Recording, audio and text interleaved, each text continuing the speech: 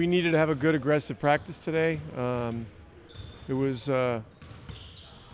It was good. We got to keep working on all kinds of things, situational things, hard play things, finish the play with a rebound things, run and fill all of our spacing spots, all that kind of stuff. So it's ongoing. I mean, there's no destination. You just kind of keep working on our system and our process. I think we've seen and heard that some zone stuff coming in for you guys. What was the thinking behind implementing some more of that maybe this year, and how have you seen it kind of start maybe the way you wanted or don't want so far? We've played it in a couple of the games, and so we'll see. I mean, it's not a panacea. It's not a magic pill, something like that. But it's something to have ready situationally, and so we're looking at it. Do you think? I mean, it seems like just with the length you guys have, how do you think it could be a weapon for you guys? What do you like about the roster that could make you a good zone team, even limited opportunities that you're using? I like our players' feel for the game, their judgment. We trust them to make certain judgments that you have to make in the zone. It's a defense that you have to play really harder than man-to-man. There's a notion that zone, you just go stand in an area and hope they miss or whatever it is, and but it's not like that. You've got to be more alert. Communication's got to be even more keen and better. And as the clock goes down, there's got to be urgency to find a man and block out, because rebounding is one of the challenging areas of it. Do you anticipate having everybody but Johnny available tomorrow? Let you know tomorrow. Johnny practiced some today, so I don't know. He might actually be available. Obviously, you guys made the decision to waive Kendall. Where do you see the battle for the last spot at this point? Obviously, I know it's not done and finished just because that decision was made, but how do you kind of view the rest of the competition going forward? We've got a few days to decide. There are potentially different moving parts with that decision, but the game tomorrow is another opportunity to consider everything, and we'll do what we believe is best for the franchise. Yes, it's been rough.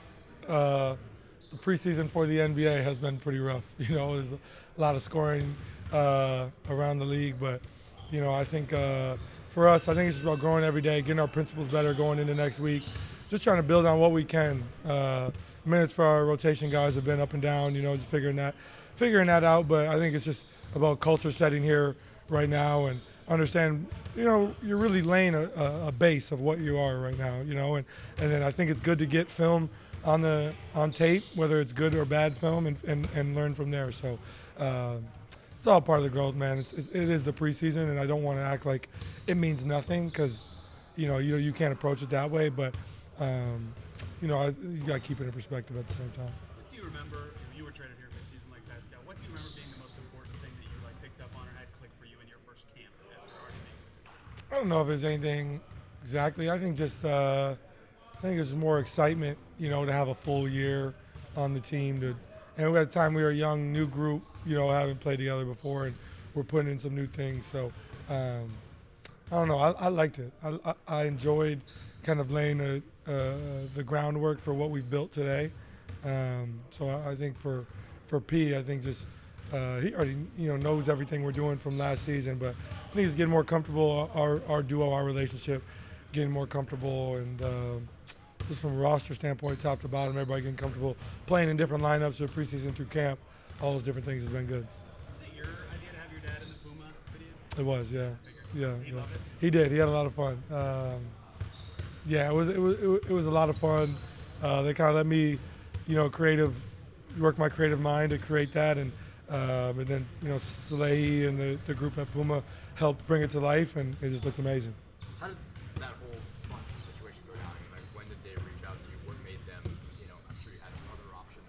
What made them be Yeah. where you wanted to go, and, what makes it a good fit? Yeah, I mean, my deal with my previous brand ended in September, and so that I can start negotiating with other brands and renegotiating with the same brand.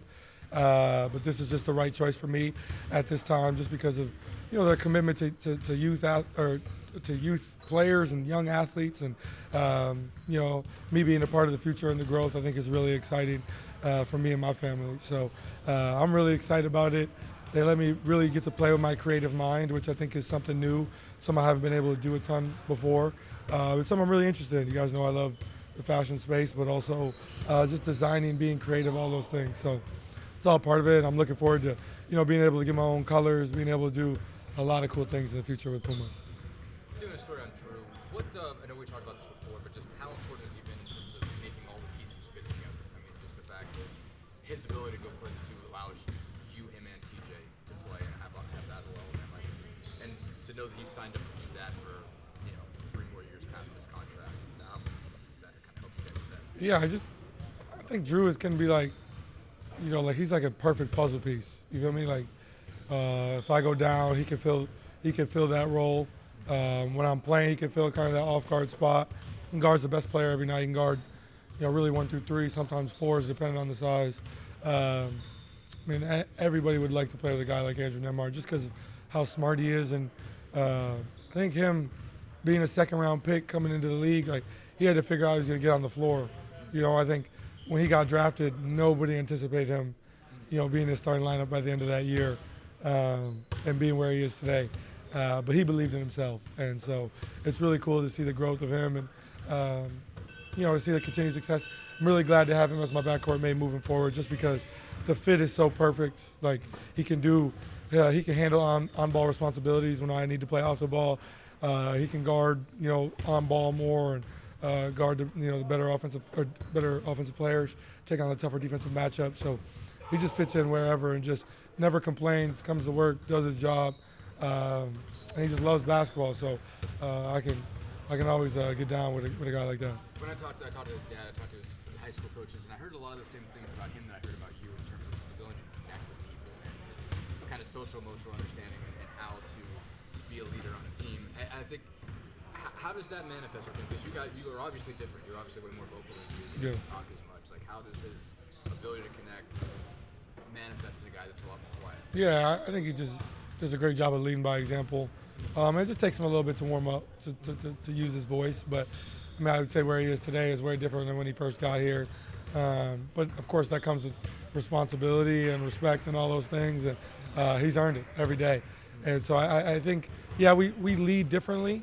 Because on a group like this, he's not the vocal guy by any means. But when stuff's going bad and he's holding people accountable, he does it. And I think he's a great guy leading by example, because he's going to show up to work every day and do his job and take on the best matchup and not complain. And, so when you see a guy doing that, it's hard not to follow that lead. So I think he just leads a little differently, but I think he's a great connector, great at connecting with people, and just a genuine person. I think he can get down to. A lot of running. But no, it's been good.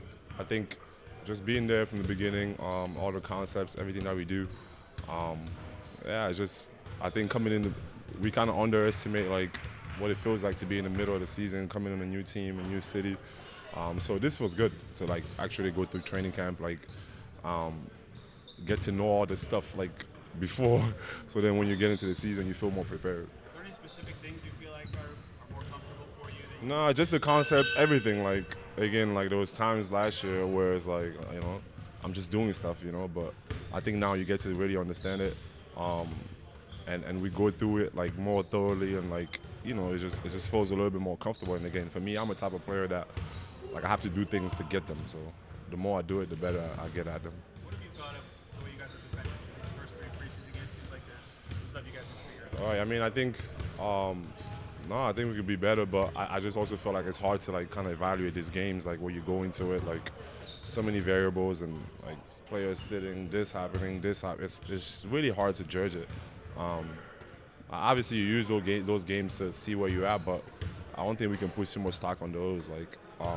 I think we wait on that first game of the season to really gauge where we at. But I think we know we need to get better at a lot of things, and we're going to keep working on them. But like I said, I wouldn't push too much stock on the preseason.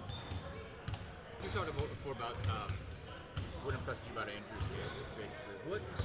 How important is he just sort of keeping this whole thing together? The fact that he allows you to play multiple point guards at a given point in time, what he can do defensively. It just seems like he kind of ties the whole thing together. Yeah, he can do it all. He can do it all.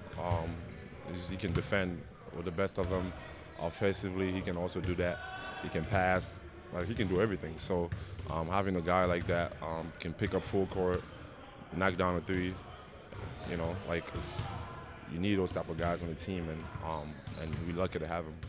I think I talked to high school coaches and his dad. I think one thing they said about him is he's got a really good social kind of emotional understanding of people. Even though he's not necessarily vocal, he's really good at connecting with guys and understanding how to get the best out of everybody. Yeah. How do you see that in him? A guy like Ty's like that, but he's also more vocal. I mean, I think he's just more calmer about it, and he's really funny, so I think that helps him.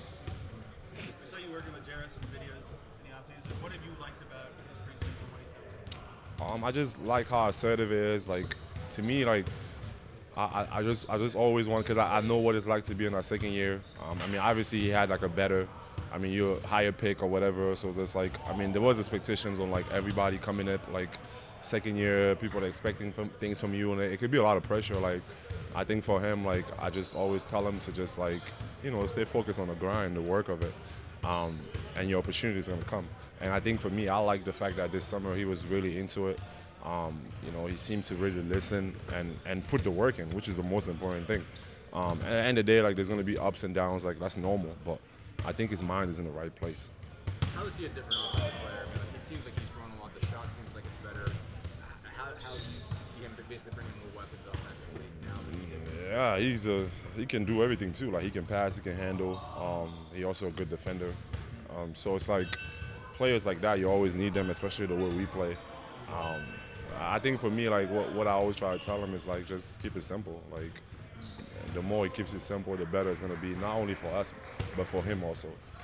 Because I think the first thing you got to do is get on the floor. Like, to me, that's always what I say. Like, you got all the skills and you got everything, but find what's gonna get you on the floor first, and then get on the floor and then do everything else. So I think like he's really focused on that, and again, you hope that he gets the minutes and he goes out there, and I'm sure he can help us for sure. How have you seen Isaiah grow, especially as he's added? It seems like he's relying on the jump shot a little more, was a little more confident, stepping out a little bit in that last game. What kind of progress have you seen there, and how you've seen him kind of expand his game? Yeah, no, I think we have a lot of like bigs that can do a lot of different things, and for him, just like being a machine, like be a rebounder, play hard, block shots. All the other things for me is the extra. Like, I really don't look at those things. I really look at like just being that person that's reliable on defense and can just like rebound and be a presence for us at the rim. And everything else that he works on to add to it, I think is just a bonus.